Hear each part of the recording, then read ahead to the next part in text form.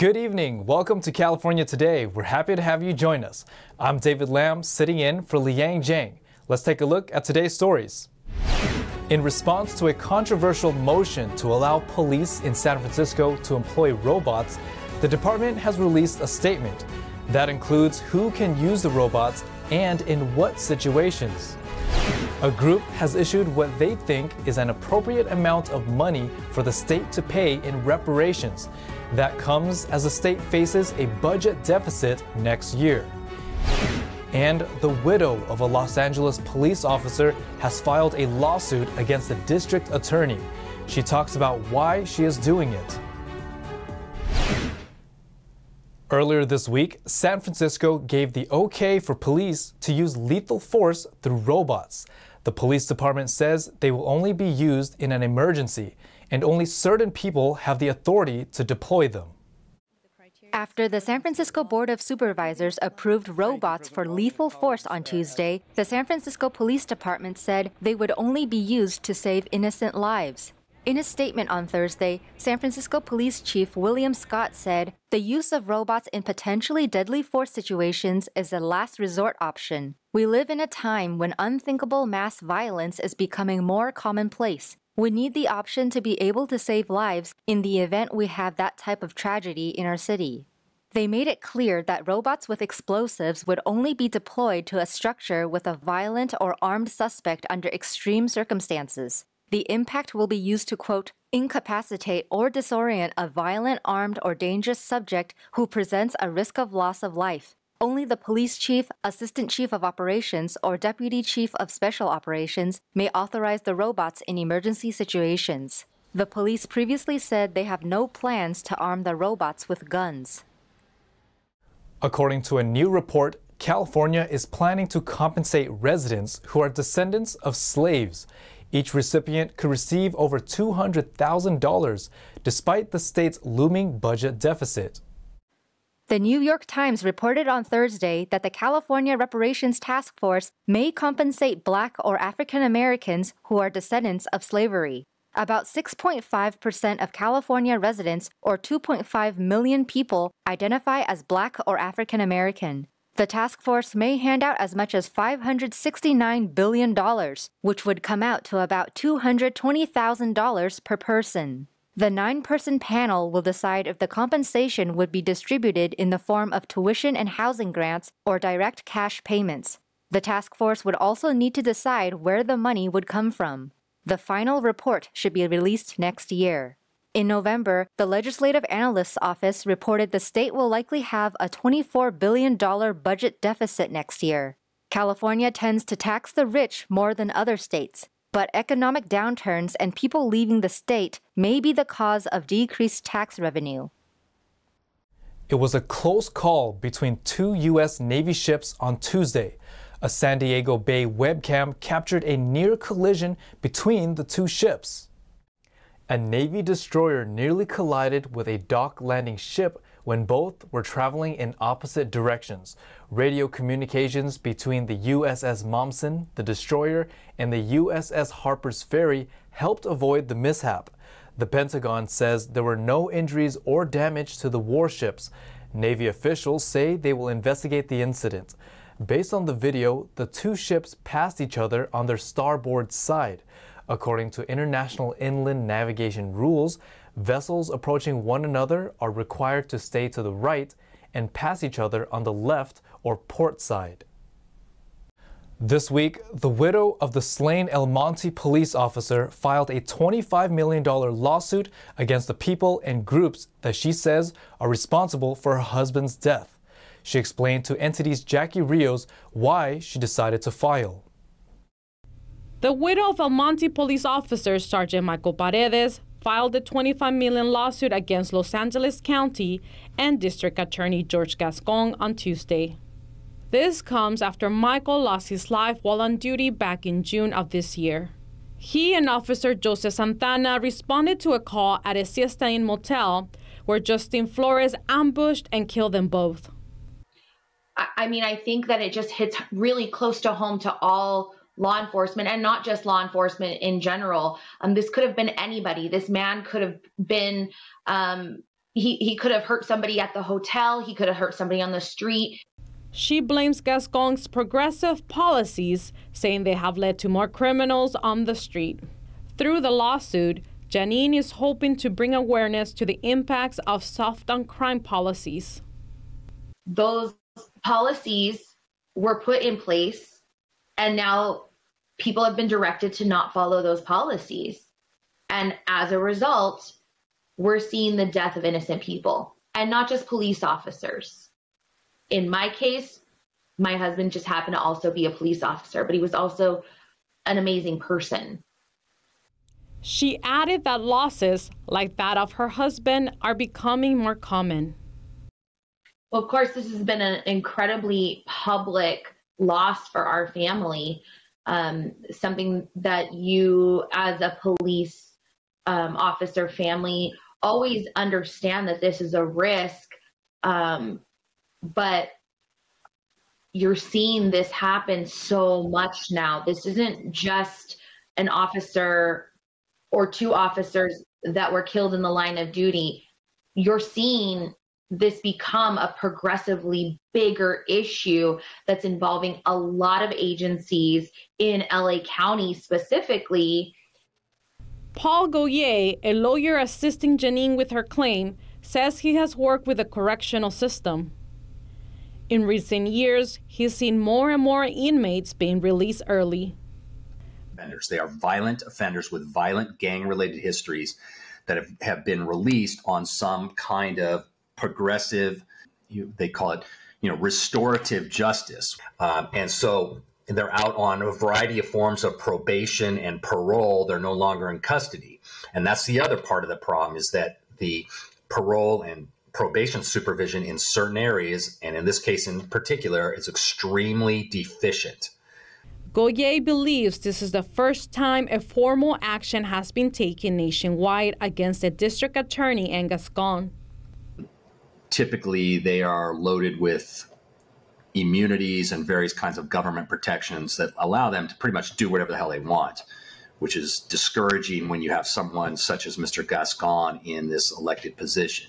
So we believe this is the first case. I can tell you, though, that we've been involved in all kinds of litigation and other legal proceedings that have arisen from the violent acts of what should have been incarcerated inmates who have been out. In Janine's case, she wants the public to be aware of Justine Flores' criminal history, as well as the limited rehabilitation and legal consequences he faced. Though Flores committed suicide after killing her husband, she says that there are still more like him still on the streets. Jackie Rios, NTD News, California. Multiple Los Angeles middle school students between the age of 12 and 15 were hospitalized after ingesting marijuana on campus. The concern comes from students recently passing away in the area from other drug overdoses. Authorities were called to the Van Nuys Middle School a little after 10:30 a.m. on Thursday. According to the Los Angeles Fire Department, the students were examined by health officials and showed signs of, quote, mild to moderate distress. 7 of the students were hospitalized, while 3 were released on scene. LAPD reported a thorough comb through the school to make sure they didn't miss anyone else. Officials have so far ruled out fentanyl and opioids as to what substance was used. According to a Los Angeles Times report, LAFD Captain Eric Scott said the students possibly ingested cannabis, also known as marijuana edibles. Although an investigation remains ongoing, Van Nuys Middle School campus is now, quote, safe and open for instruction. Los Angeles Unified School District said in a statement they will, quote, proactively contact emergency services in an abundance of caution to protect the health and safety of our school communities. Van Nuys Middle School is only 11 miles away from Helen Bernstein High School, where a fentanyl-related overdose claimed a 15-year-old's life and caused 3 others to be hospitalized in September. While the fentanyl crisis in America has been increasing, LA County's Department of Public Health released a report highlighting how accidental deaths from the drug jumped more than tenfold over a period of 5 years. NTD's Jason Blair has a report. Data in a new report shows that accidental overdose deaths from fentanyl increased 1,280% from 2016 to 2021 in LA County. The Los Angeles Department of Public Health released a report on Tuesday revealing 109 accidental deaths in 2016 and 1,504 in 2021. During the same time frame, emergency department visits from fentanyl overdoses increased by 308% and hospitalizations increased by 98%. The report describes fentanyl as, quote, a synthetic opioid 50 times more potent than heroin and 100 times more potent than morphine. According to Families Against Fentanyl and Opioid Awareness Organization, fentanyl is the #1 killer in America for people ages 18 to 45. According to the DEA, most fentanyl overdoses are from illegally made versions of the drug that are smuggled into the U.S. through the southern border. The ingredients are made in China and shipped to Mexican drug cartels, which are then produced into fentanyl and fentanyl-laced fake prescription pills. These fake pills have been a tragic contributor to accidental overdoses with people who didn't realize they were taking the drug. Jason Blair, NTD News, California. Now we're going to take a short break, but we'll show you what's coming up next. 2 construction companies are suing a San Francisco organization over how a Golden State Bridge project has been managed.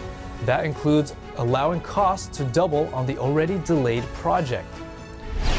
And a Southern California library is holding a weekly event discussing what it means to be American. A recent guest lecturer talked about how much power the President of the United States really does and does not have. That and more on California Today.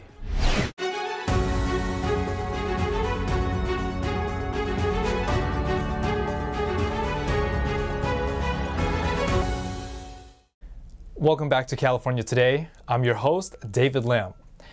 Elon Musk suspended Kanye West from Twitter yesterday. Musk says the rapper has gone too far. Meanwhile, and a day earlier, Musk held an event where he showed a monkey allegedly operating a computer through a chip implanted in the animal's brain. Here's the story. Elon Musk suspended Ye, formerly known as Kanye West, from Twitter just a few days after he reinstated the rapper and fashion designer. On Thursday, Alex Jones Infowars posted a podcast in which Ye praised inventions allegedly coming from Adolf Hitler. Invented highways, invented the very microphone that I use as a musician. You can't say out loud that this person ever did anything good, and I'm done with that. I'm done with the classifications. Every human being has something of value that they brought to the table, especially Hitler. Ye reportedly also said that the Holocaust didn't happen. Later that day, he posted this picture on Twitter, showing the combination of a swastika and the Star of David. Elon Musk reportedly told Ye that he had gone too far. His account is now suspended. President Biden on Friday responded to Ye's remarks, saying the Holocaust happened. Hitler was a demonic figure.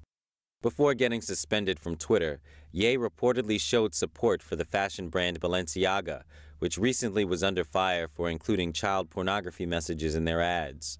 The rapper was also in the process of acquiring Parler, a social media company that promotes itself as a free speech platform. However, on Thursday, the company tweeted that the company has mutually agreed with Ye to terminate the intent of sale of Parler. And over at Neuralink, one of Musk's other companies, the tech billionaire hosted an event on Wednesday showcasing a monkey allegedly controlling a computer through a chip implanted in the animal's brain. The company live-streamed the event. This is telepathic typing. So to be clear, this is he's not actually using a keyboard. He's moving the cursor with his mind. On the same day, Musk reportedly said that the company aims to begin implanting its neural devices in humans within the next 6 months, pending regulatory approval. Reporting by Arian Pastar, NTD News. A net on San Francisco's Golden Gate Bridge, designed to prevent people from leaping into the ocean, is years behind schedule. And most recently, it has now doubled in price. Lead contractors allege the problems are because of the government agency that is managing the project. The Shimmick Construction Company and Danny Construction Company filed allegations against the Golden Gate Bridge, Highway, and Transport District on November 28th.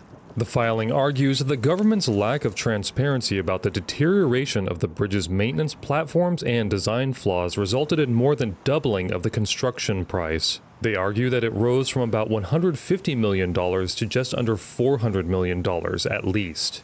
According to a statement, Shimmick Construction said, quote, "We are alarmed to discover the district concealed significant information during the proposal phase of the project, including extensive deterioration in certain areas of the bridge." Work on the net began in 2018 and was set to be completed by January 2021, but has been repeatedly delayed. Suicide prevention advocates say they are frustrated by the delays because they are costing lives. In 2008, bridge officials voted to move forward with the net, which was meant to deter those looking to jump to their deaths and catch those who do. If you or anyone you know needs help, please call or text 988 to contact the Suicide and Crisis Lifeline. A ballot measure passed in Oakland that will send every resident in the city $100 that can be used to donate to local political candidates of their choice. NTD's Jason Blair has more.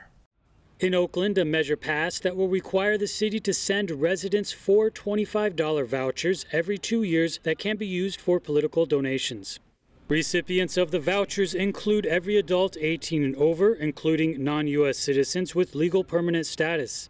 The measure passed decisively with nearly 74% of the vote in favor, and the money for the program will come from city general funds. The San Francisco Chronicle reported that proponent of the measure, Liz Suck of Oakland Rising, stated that a similar program already used in Seattle, quote, has increased participation in lesser areas in Seattle and voter turnout from communities of color. However, Marcus Crawley from the Alameda County Taxpayers Association argued that the measure was, quote, biased towards incumbents. Also, voters in Oakland passed an additional measure that will allow non-citizen parents with children in public schools to vote in elections for school board directors. Jason Blair, NTD News, California.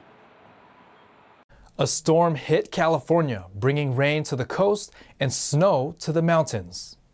Snow fell on Mammoth Lakes and its popular ski resort. Mammoth Mountain saw up to 30 inches of snow Thursday night and expect more on the way. Interstate 80 near the California-Nevada border was closed on Thursday due to spin-offs. Authorities had to clean up big rigs that toppled over from the icy roads. A presidential library in Southern California is holding a lecture series on what it means to become American. A recent one was on the actual powers of the president. That's in addition to all the other historical attractions.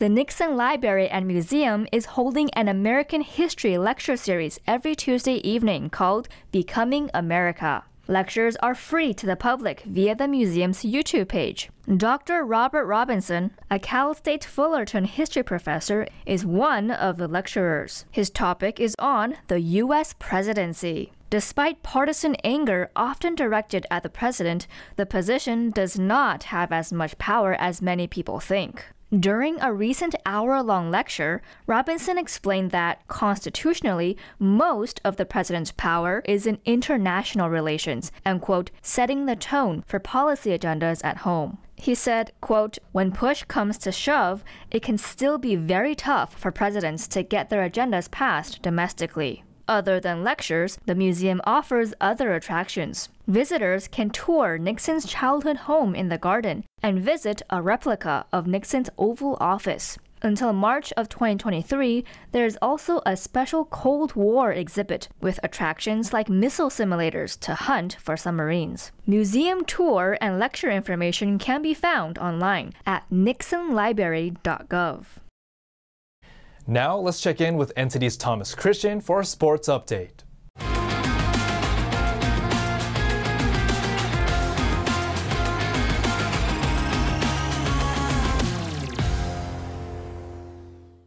I'm Thomas Christian, giving you the California Today Sports Roundup. Christian Pulisic, the U.S. national team's hero in the World Cup group stage, has yet to have stated for certain that he will play on Saturday in the Eagles' round of 16 matchup against the Netherlands. Pulisic sustained a pelvic contusion while scoring a goal on Tuesday against Iran. His goal would be the lone score of the game and sent the U.S. to the elimination round for the first time since 2014. The Chelsea player also assisted on the Red, White and Blues' only other goal of the World Cup so far against Wales. Seeing as to how important Pulisic is to the US side's success, there has to be significant pressure on him to tough it out and play. At this point, all it takes is one loss to send the US home from Qatar. 49ers Christian McCaffrey participated in a limited practice after missing Wednesday while managing a knee issue. Instead of playing in padded drills, McCaffrey worked along the sidelines of practice during the portion that was open to the media. We still don't have a definitive answer as to whether or not he will play against an 8-3 Miami Dolphins squad on Sunday. Miami has allowed the 7th fewest rushing yards in the NFL this season. Not having McCaffrey or backup running back Elijah Mitchell, who is out for the season, puts the 49ers in a tough position if they are looking to open up a ground attack on offense. If both Mitchell and McCaffrey are out, expect rookies Tyrion Davis-Price and Jordan Mason to take the majority of the running back snaps, as well as offensive looks with do-it-all receiver Deebo Samuel lining up from the backfield. Nonetheless, McCaffrey said he expects to suit up on Sunday, but is still officially listed as questionable on the 49ers injury report. Catching you up on the latest from the NHL, Anze Kopitar scored 2 goals, including the game winner in the 3rd period, to lead Los Angeles to a victory over visiting Arizona. It was the 41st multi-goal game of Kopitar's career and his first this season. Kevin Fiala had a goal and an assist, while Trevor Moore and Carl Grundstrom also scored for Los Angeles, which won for just the 2nd time in its past 7 games. Kings 5, Coyotes 3.